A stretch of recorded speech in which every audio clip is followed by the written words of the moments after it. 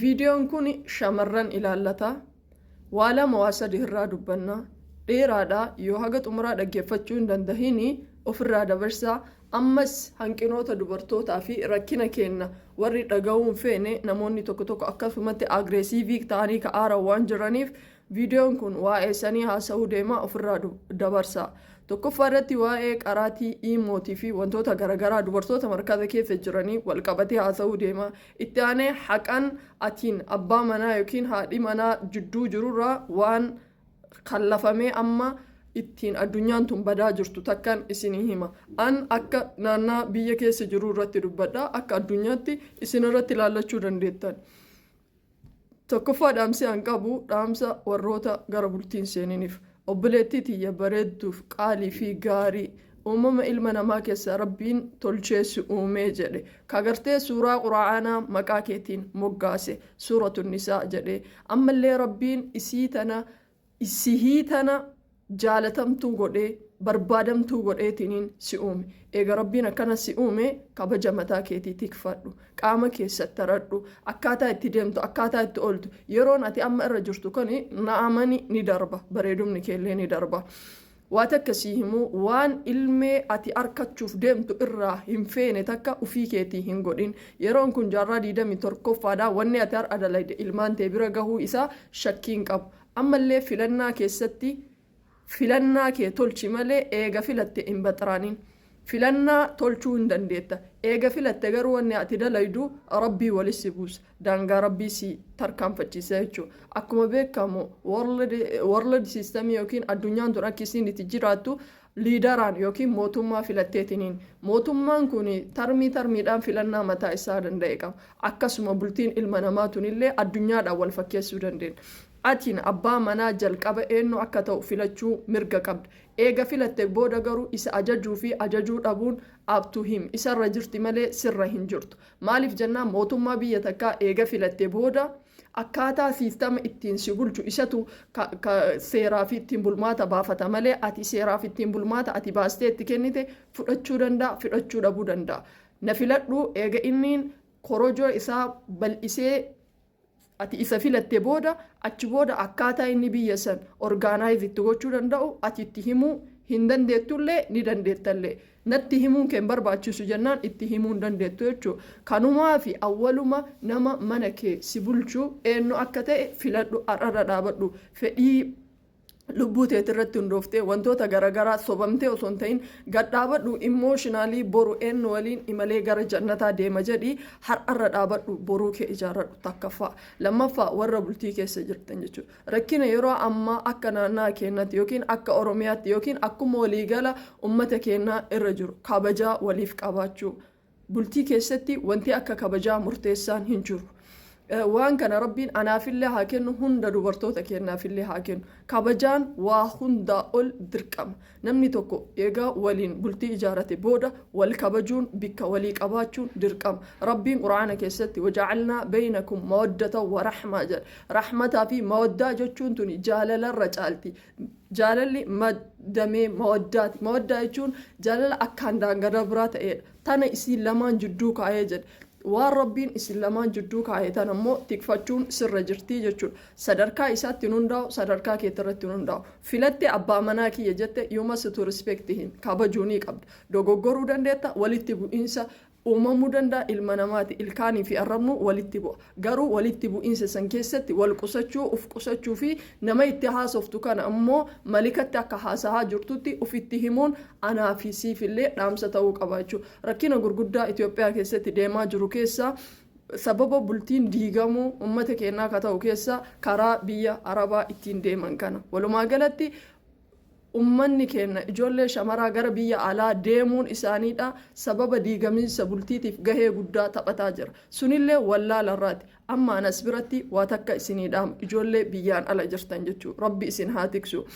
Awwalan dubartiin takka muharrama isii yookiin waliyyii isiitiin ala biyyarraa bahuun haaluma kamiinitti illee haraama guddaadha hin danda'amu. Uzriileen garaagaraa kennamu ni jirata. Garuu ka amma jaarsa biyya dhiisanii biyyarraa ala bahan kun uzrii takkallee hin qabaatu jechuudha. Kanaan wal qabatee eegaan dhiirri takka si fuudhe booda hayti ati isarraa qabdu si nyaachisu si obaasu si wajjin jiraatuun haqa ati isarraa qabdudha si galee oguma si nyaachisu obaasu horachuu hin danda'in fuudhuunuu isarratti dirqamaa miti haa ta'u garuu ummanni keenya wallaalaan waan haguugamnee jirruuf waan tana yeroo hedduu namni hedduun hin hubatu eega fuudhe booda naannaa hedduuratti wanni baratame ijoollee dubaraa fuudhanii gara biyya alaatti erguudha inuma fuudhanii dallaalatti kennu jira wanni kun maddi isaa wallaala yookaan wallaalee si ergate yookaan beekee si ergate yookiin immoo rakkatee si ergate rakkini kun wanni even rakkini kun nama kafarsiisa rakkini rabbiin rakkina keessa ummata keenya haa baasu haaluma ta'eenuu haa ta'u ati biyya biraa deemte inni as jiraata ta'a ka isiin as jiraattee inni biyya alaa maal deeme isarraa wanni naan hin dubbanneef si jammar bakka inni yookaan ati maatii isaa maal bira jiraata isuu yaanna haal rakkina hin qabu garuu ka isiin ilmaan waliin isa asi dhiiftee isiin deemtu kun awwalumaa deemsi kun dogoggora eega deemtee booda obboleettii tiyya bakka tanatti eega deemtee booda ati isa biyyatti gattee biraa deemte jechuun ajaja isaatiin ala baate jechuu miti ni kenni isaa laafe jechuu miti inni gabaree ta'uu danda'a nama liistiroo xaragu ta'uu danda'a yookiin hojjetaa baankii ta'uu danda'a whatever waan bakka fedhe sadarkaa fedhe irra jiraachuu danda'a laakiin kaleellee jaarsa kiyya jetteetti yerumte har'allee egaa achi deemte booda jaarsa keeti jechuudha yoo dogoggora ta'ee inni asii achi si erguun sun dogoggora ta'ee sitti fakkaate deebi'i dipoorti godhiitii gara biyya keetii deebi'i nagaa hambultii ta'e uffadhu lakki kanaa miti yoo jette immoo haga rabbiin guyyaa ittiin deemte san xumurtee biyyatti deebitutti haqa isaa tiksuun dirqama isin irratti keessaahu gaafileen gurguddaan bakka tanatti ka'u iimoo jaartiin tiyya iimoo keessa jirti silkiin irraan kaastu ustaadni akkana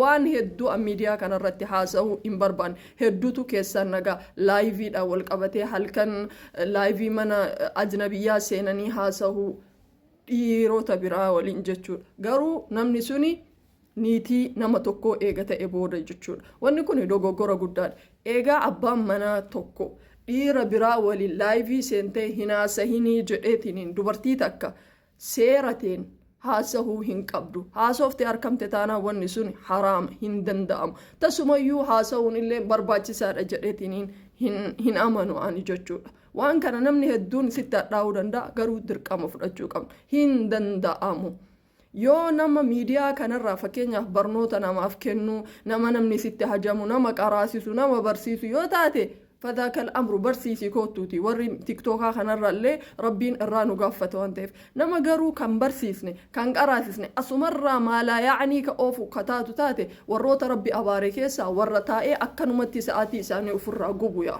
namni akkanumatti taa'ee sa'aatii ofirraa gubu sun akkaan nama rabbi biratti jibbamaati maalaa yaa'anii waan nu galcheef waan nu galchine laayivii nama waliin seenanii dhiira kana kaan arrabsama wanni kun haraama guddaadha rabbi biratti keessaa warri bultii keessa jirtan rabbii keessan sodaadha hin dhaqin mana san jennaan dhaquu dhabuu dhiisu yoo si amanee akkasitti waliigalteedhaan ta'e I don't know sunuu sirriidha jedhee yaadu eega garuu osoo inni si dhoorgu jiru mana namaan dhaqin laayivii seentee dhiira waliin naasayin eega jedhe dirqama dhiisuudha qabda waan san lammaffaa garee akkanaa seentee hin qara'inii qaraatirraa na dhoorga akkamitti ilmii na dhoorga dhiirrilleen dubartoota akka isaan hin baranne hin dhoorgina dubartoonnilleen waan uzrii isinitti hin taane uzriin godhatina qaraatii dhiisinaan jedhe dubartiin qaraasituu imoo keessan jirtu gruppiin addaa ka dubartoonni qofti wal qaraasisan hin jiru gaafa san uzriidhaa ustaasa sanarraa dhaqii qara'e yoo garuu osoo kuni jiru osoo dubartiin qaraasitu takka imoo keessa jirtu adda isiitti